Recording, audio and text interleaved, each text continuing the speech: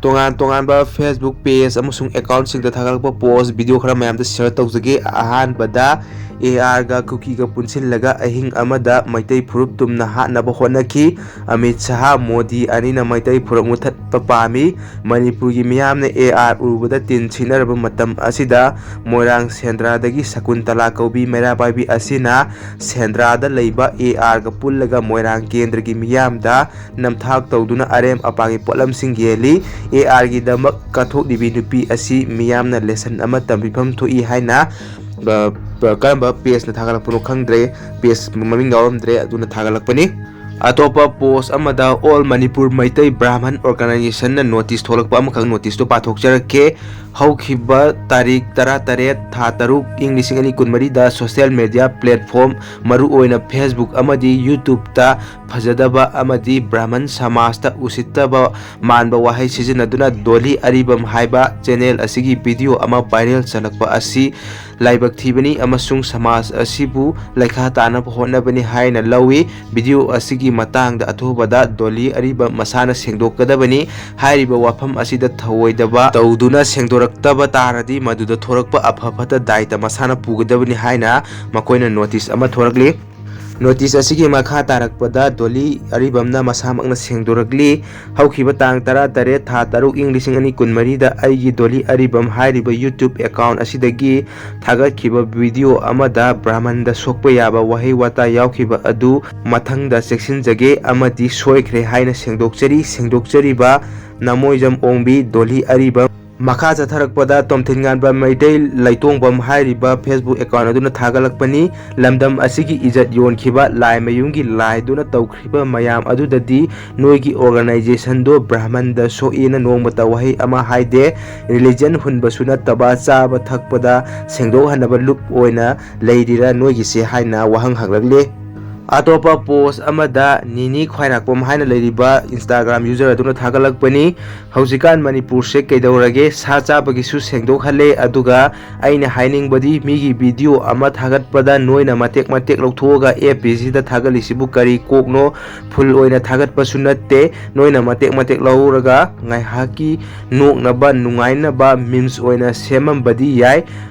ꯃꯤꯗꯨꯗ ꯀꯌꯥꯃꯨꯛ ꯁꯣꯛꯏꯁꯨ ꯅꯣꯏ ꯈꯪꯗ꯭ꯔꯣ? ꯇꯁꯦꯡꯅꯃꯛ ꯍꯧꯖꯤꯛꯀꯥꯟ ꯐꯦꯁꯕꯨꯛ ꯄꯦꯖꯁꯤꯡꯁꯦ ꯍꯦꯟꯗꯤ ꯍꯦꯟꯃꯟꯈ꯭ꯔꯦ꯫ ꯂꯣꯏꯅꯃꯛ ꯅꯠꯇꯦ, ꯈꯔ ꯂꯩꯔꯤ꯫ ꯂꯥꯏꯔꯤꯛ ꯂꯥꯏꯁꯨ ꯐꯖꯅ ꯍꯩꯇ꯭ꯔꯗꯤ ꯄꯦꯖꯀꯗꯨ ꯍꯥꯡꯉꯨꯅꯨ꯫ ꯃꯤꯒꯤ ꯚꯤꯗꯤꯑꯣ ꯂꯧꯊꯣꯛꯇꯨꯅ ꯄꯩꯁꯥ ꯇꯥꯅꯤꯗꯤ ꯈꯪꯉꯤ꯫ ꯂꯥꯏꯔꯤꯛ ꯂꯥꯏꯁꯨ ꯍꯥꯟꯅ ꯇꯝꯅꯕ ꯍꯣꯠꯅꯧ ꯐꯖꯅ ꯍꯥꯏꯅ ꯃꯍꯥꯛꯅ ꯁꯦꯌꯔ ꯇꯧꯔꯛꯂꯤ꯫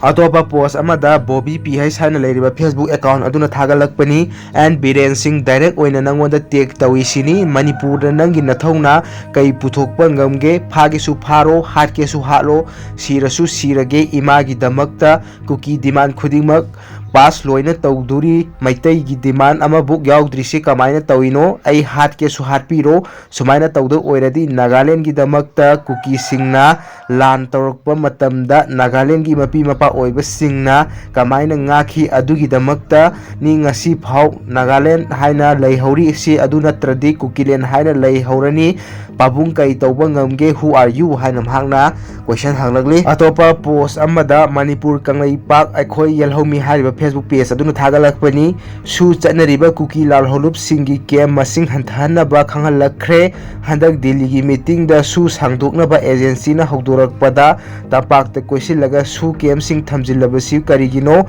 ꯇꯝꯄꯥꯛꯀꯤ ꯃꯤꯁꯤꯡ ꯀꯨꯝꯂꯒ ꯍꯥꯠꯅꯕ꯭ꯔꯥ ꯍꯪꯂꯛꯈ꯭ꯔꯦ꯫ ꯍꯥꯏꯔꯤꯕ ꯀꯦꯝꯞꯁꯤꯡ ꯑꯁꯤꯒꯤ ꯃꯁꯤꯡꯁꯨ 14ꯗꯒꯤ 5-6ꯇ ꯍꯟꯊꯧ ꯑꯗꯨꯒ ꯆꯤꯡ ꯃꯅꯨꯡꯗ ꯍꯣꯡꯖꯤꯜꯂꯨ꯫ ꯍꯞꯇꯥ ꯑꯃꯒꯤ ꯃꯅꯨꯡꯗ ꯁꯨ ꯍꯤꯡꯒꯠꯍꯟꯒꯦ ꯍꯥꯏꯔꯛꯈ꯭ꯔꯦ ꯍꯥꯏꯔꯤ꯫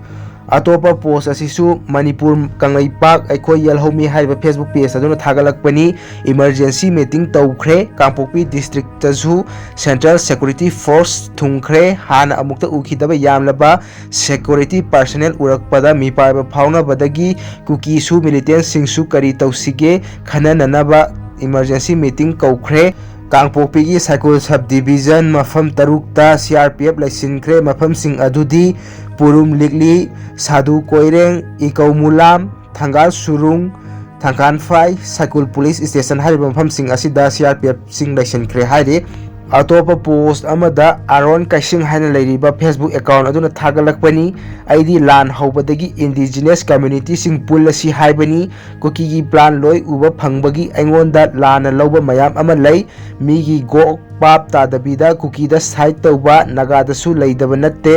कुकीना अदु उबीब्रा रैंडमली मैतै की साइड तौबा लैते इंडिजिनस कम्युनिटी सिंग यूनिटी ओइबा मरम लैबगिनी कुकी की the survival of the fittest नी ह्यूमैनिटी ग्राउंड अदु अदा लैते लाइफम लैद्रबनिना मणिपुर सिना ख्वाइ चांस लैबा लम ओइबना मणिपुर डोमिनेट तौनबा लाइफम खंद्रबा म्यांमार अमसुंग बांग्लादेश की मी मयाम पुनसिलगा कुकी स्टेट सेमनबा प्लान से हानदगी सेमलकलबनी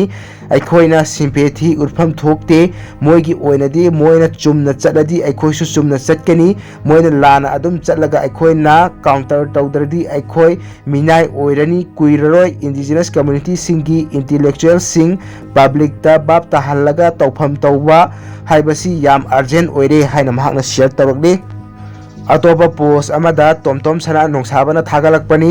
चिन्ना सुम हाइरमबदै सुम यारक्तरदि किन्ना थिनवै तंजा अमा लाकनी अदै अमोक हेंदोकलगदी पाइरमबा अमना नत्रगा लैरमबा अमना थोमकपगी तंजादुनी हौजिक यौरईसी कुइररोय लेमना थारोय हाइसिदी मैतै मचा अमता लेमना थारोय तुमना मांगहलगे हाइबा पोरम ओइरमबको इरैसा सिंह ज्ञान तासी लैबाक्सी लोइगदौरे अमुक्तदी कलहौरसी मयामनसु लेमना थारगुमसी मिनुखांगसे हाइना महाकना शेयर तौरकली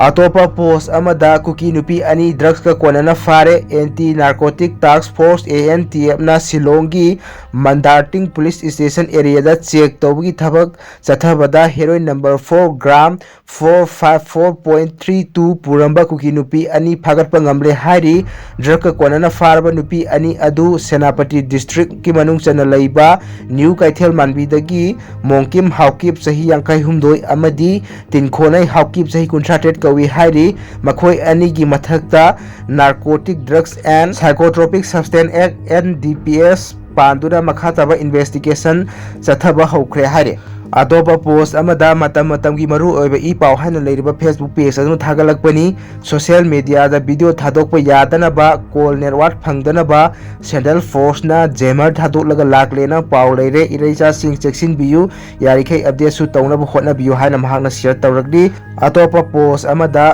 कंगलै फ्यूचर हाइना लेरिबा फेसबुक पेज अदुना थागलकपनी तौनिंगबा मोंग तौरउ अखोय लेरिखै मणिपुर दी मचेत अमा फुका हलोय अखोय लेरिखै कौदबा फै ब्रिटिश लानमी लिसिंग मकोक ममै ngauhanखिबा अकीबा लेहनखिबा सना लेबाक मणिपुर नि एरैबाक असि यौरकलबदा ब्रिटिश ऑफिसर लुरेन फाउबा कखिबा लमदमनी हाइबसी कौबिगेनु पिकलिबा फुरुप ओइजरबसु